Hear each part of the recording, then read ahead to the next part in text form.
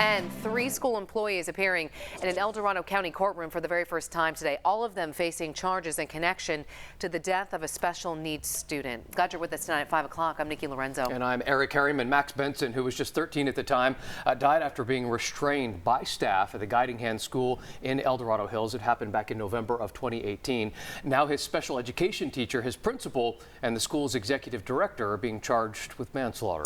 Fox 40's Doug Johnson joining us now live from the El Dorado County Courthouse in Placerville with what their defense attorneys are saying tonight. Doug.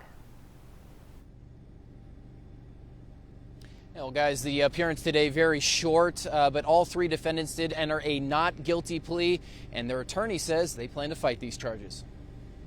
The 3 women now facing manslaughter charges for the death of 13-year-old Max Benson stood before an El Dorado County judge for the first time today. We were only allowed to take still photos of Benson's special education teacher, Kimberly Woland, his principal, Star Ann Myers, and the school's executive director, Cindy Keller. But all 3 pleaded not guilty. It is always a tragedy when there is a loss of life, especially such a young life. Linda Parisi represents Keller and Myers, both of whom used to own Guiding Hand School. These 2 women have dedicated literally their entire lives to helping, educating, encouraging, and working with special needs students.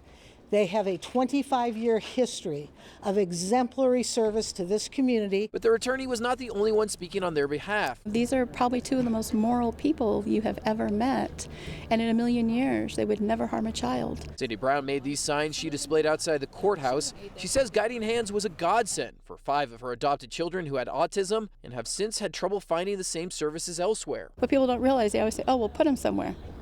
I would like the address of somewhere. A lot of them have nowhere to go. Also defending the 3 accused was former Guiding Hands teacher Kyle McCoy, who worked at the school at the beginning of the last school year it was open. I feel like they possibly think that there was some kind of inappropriate procedures done, or maybe there was not correct training done, or things like that, which I would say is completely false. McCoy says although what happened to Max was tragic, the school should not be put to blame, especially considering the restraint that Max was put in at the time was legally accepted by the state. A restraint that had been used by our program, by other programs, and it had always been intact for us through the whole year.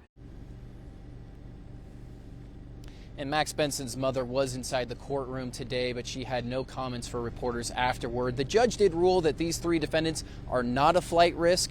However, he did tell them that they could no longer teach, nor could they operate any sort of daycare facilities. And they'll be back in court in January. Reporting live, Doug Johnson, Fox 40 News. Doug, thank you. For the